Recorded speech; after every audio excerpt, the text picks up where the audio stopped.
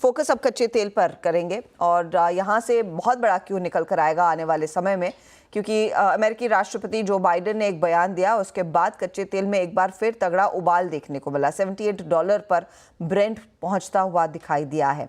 अब सवाल यही है कि यहाँ से कितना और तेजी का आलम बनता दिखाई देगा।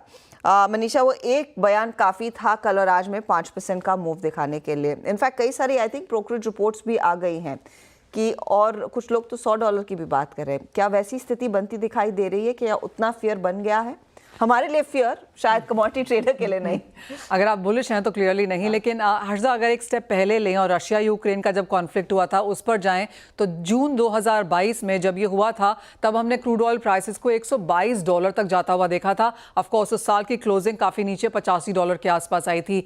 इस बार इस साल का हाई अब तक का 91 है। And even as middle east में ये सब कुछ चल रहा है, उसके बावजूद भी कोई बहुत ज़्यादा तेज़ी अब तक देखने को नहीं मिली है। वो इसलिए क्योंकि कच्चे तेल के ऊपर डायरेक्टली, चाहे वो फैसिलिटीज़ है, ट्रांसपोर्टेशन है, कोई अटैक नहीं हुआ है और हम एक ग्लोबल सरप्लस से जूझ रहे हैं।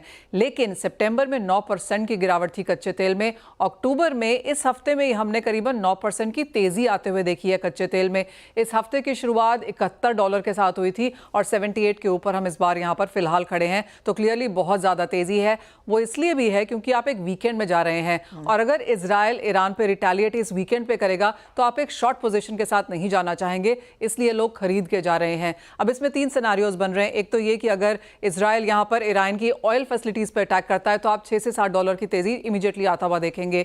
दूसरी इंपॉर्टेंट चीज है कि ग्लोबल का 1/3 कच्चा तेल यहां पर स्ट्रेट ऑफ हॉर्मज से आता है। अगर ईरान उसके ऊपर कुछ करता है तो क्लियरली हम वो एक चोक पॉइंट यहां पर बनता हुआ देखेंगे, तो ग्लोबल सप्लाईज वहां से भी कमजोर हो सकती हैं। तो ये 2-3 फैक्टर्स हैं जिनका बाजार अंदाजा लेके चल रहा है और इसी वजह से काफ़ी ज़्यादा तेज़ी भी आई है। और जैसे हर्षदा आप कह रही थी कि यहाँ से बाजार को लगता है कि $5-7 की तेज़ी तो बाकी है ही, लेकिन अगर ऑयल फैसिलिटीज़ और स्ट्रेट ऑफ हॉर्मज में कुछ हुआ तो $20 जैसी तेज़ी का भी अंदाज़ा फिलहाल यहाँ से बाजार लगा रहा है। बस उम्मीद करें कि वीकेंड शांत रहे, कुछ ज़्यादा एक्शन ना बनता दिखाई दे, कोई किसी पर रिटेलिएट ना करे। शुक्रिया मनीषा इस अपडेट के लिए। लेकिन ये एक बहुत बड़ा पेन पॉइंट उभर कर आ ज़रूर रहा है।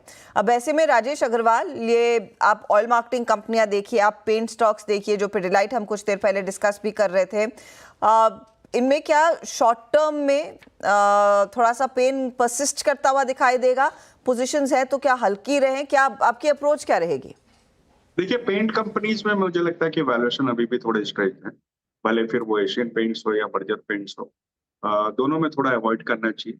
ऑयल मार्केटिंग कंपनीज की जहां तक बात है, मुझे लगता है आईओसी और बीपीसीएल इसमें थोड़ा सा बेटर बैठता है, जहां अगर कोई चाहे तो थोड़ी थोड़ी खरीदारी कर सकता है।